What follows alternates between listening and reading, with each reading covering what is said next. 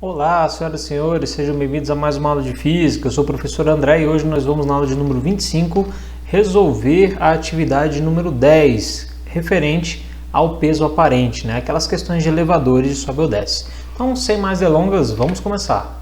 A primeira questão diz assim, ó.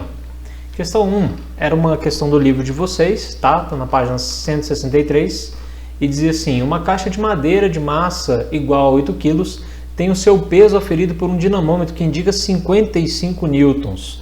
Isso pode significar que a caixa esteja descendo, subindo, em queda livre, em repouso. O que acontece? Bom, a primeira coisa que tem que saber é calcular o peso da caixa, porque a gente tem que calcular a reação da caixa, né? Ele falou que o peso aparente dela é 55 newtons. E qual seria o peso real? Para calcular o peso real é a segunda lei de Newton, né?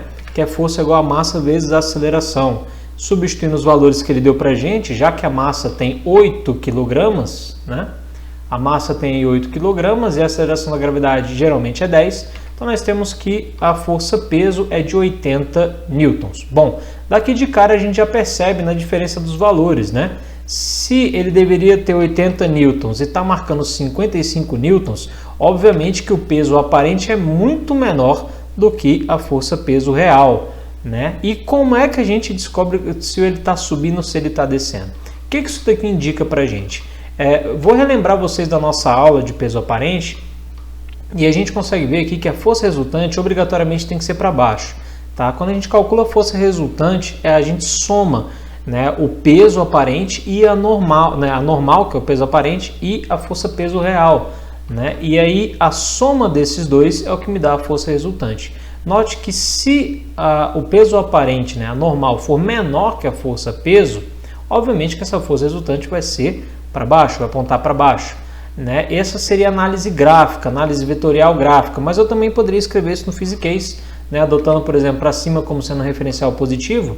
Então a força resultante seria a normal menos a força-peso, né? A normal ele deu para a gente, que é 55 newtons, né, seria o peso aparente, menos o peso real de 80. Então aqui você já percebe que a força resultante ela tem um valor negativo. Esse valor negativo aqui indica que ela está apontando para baixo, ou seja, contrário àquilo que a gente definiu como sendo o referencial positivo. Bom, você vai notar também, deixa eu desaparecer aqui, que se a força resultante é para baixo, a aceleração tem que ser para baixo também, né? Note que a gente decorou esse macete, não foi? Esse macetezinho aqui para ajudar a gente a identificar quando que vai ser menor, quando que vai ser maior. E aqui repara que o peso aparente ele sempre vai ser menor do que a força-peso, nesse caso em que a aceleração está para baixo, porque esse sinal aqui, ó, ele vai ser negativo também. Então a força-peso a gente calcula somente sendo a massa vezes a gravidade, né? E repara que aqui quando eu tenho um peso aparente, né, com a aceleração para baixo, eu tenho um número subtraindo, o que força toda essa parcela aqui da equação a ser realmente um número menor do que a própria força-peso, né? Então isso daqui é mais um indicativo de que ele está acelerando para baixo aí, né? Então a gente pode chegar à conclusão de que essa caixa de madeira está descendo de modo acelerado, ou seja, está indo para baixo, né? A aceleração é para baixo, de maneira positiva para baixo, tudo bem? Vamos, sem mais delongas, vamos à próxima questão. Questão 2 diz assim, ó, vamos supor que você esteja no supermercado aguardando a pesagem de uma quantidade de maçãs e em uma balança de molas cuja unidade de medidas é o quilograma-força. Analise os itens a seguir julgando de acordo com os princípios físicos estudados. Então, bom, ele fala aqui que a leitura na balança corresponde ao módulo da força normal, pois essa é a força de interação entre as maçãs e a balança, cujo valor é supostamente igual ao do módulo do peso das maçãs. Perfeito, isso aqui está verdadeiramente correto. É suposto porque a gente está partindo do pressuposto de que o mercado está parado, não está nem subindo, né? Não está nem andando, nem indo na vertical, né? Nem subindo e nem descendo. Então, se o mercado, né, o supermercado estiver em repouso, né, em estático, né, é um referencial inercial, então isso, supostamente a força-peso deveria ser igual à força de reação, que é a normal, que é o peso aparente. Então tá certíssimo. Os outros itens aí tentam extrapolar um pouco isso, né? Ó, o segundo fala, a leitura da balança corresponde ao módulo do peso das maçãs, pois essa é a força de interação? Mentira, não é, nem sempre é, tá? Vai ter casos em que não é. No caso, se o supermercado tivesse subindo ou descendo, não seria. Então, essa alternativa é falsa. E a última eu falei, ó, a leitura da balança corresponde ao módulo da força resultante. Não, a balança não mede a força resultante. Ela mede apenas ali a reação à força-peso, tudo bem? Então tá falso também. Próxima questão, era a questão mais divertida do ITA. Você precisaria ter só um pouquinho de divisão, né? Mas não era difícil, era fácil também. Vamos lá. Diz assim, ó. Uma pilha de 6 blocos iguais de mesma massa M repousa sobre o piso de um elevador, como mostra a figura. O elevador está subindo em movimento uniformemente retardado com uma aceleração de módulo A. Então mostra aqui a figura, né? Tá aqui o elevador está subindo, ele indicou aqui pra gente, mas ele está desacelerando, porque a aceleração está no sentido contrário. Então ele está subindo e está freando, né? Chegando no andar em que ele quer parar, tudo bem? E aí ele fala que o módulo da força que o bloco 3 exerce sobre o bloco 2 é dado por... Então vamos calcular esse módulo dessa força. Seria uma reação que o bloco 3 exerce sobre o bloco 2. Então a primeira coisa que eu vou fazer é ampliar aqui um pouquinho a imagem. E aí essa reação do bloco 3 sobre o 2, ele vai aparecer aqui, ó. Seria essa normal, tá bom? É claro que nós temos que considerar o peso aqui que o bloco 1 faz sobre o bloco 2, né? E a reação do bloco 2 que faz sobre o bloco 1.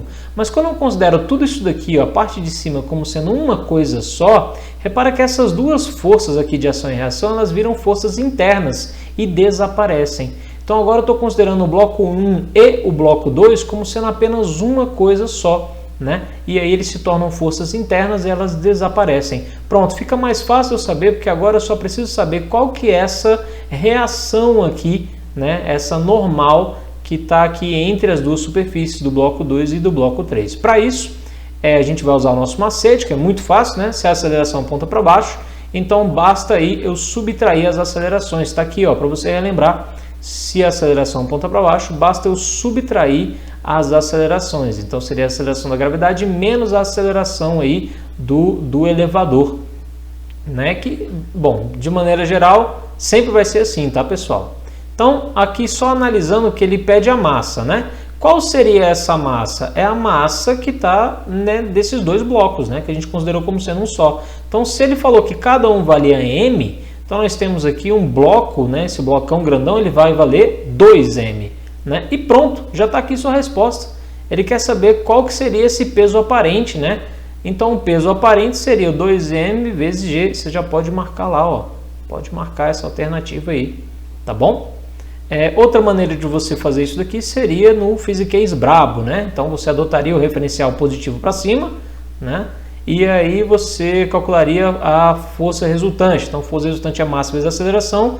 No caso aqui, a força resultante vai ser essa normal que a gente está calculando, né? O peso aparente menos a força peso que aponta para baixo, né? Então, tudo que aponta para baixo é negativo por conta do referencial, por isso que a força peso aparece aqui sendo negativa. Tá bom? E a aceleração também negativa, pois aponta para baixo, né? Aqui, no mesmo caso, quando a gente fosse calcular a força-peso, ou também aqui substituindo na massa, a gente teria que considerar, né, que é a massa do bloco grandão, ou seja, equivale a 2m cada um. E aí, colocando em evidência o 2m, né, nós temos aí também a mesma equação, o mesmo resultado. Tá bom? Não tem como se confundir. Então, tanto faz você ir pelo macete, você ir pela análise gráfica, né? Ou você ir pelo Physiquês bruto, você vai chegar no mesmo resultado, tá bom? Só treinar, galera. Não tinha nada que ter medo, né? O pessoal vê isso aqui, ITA, já treme na base. Vamos pro próximo.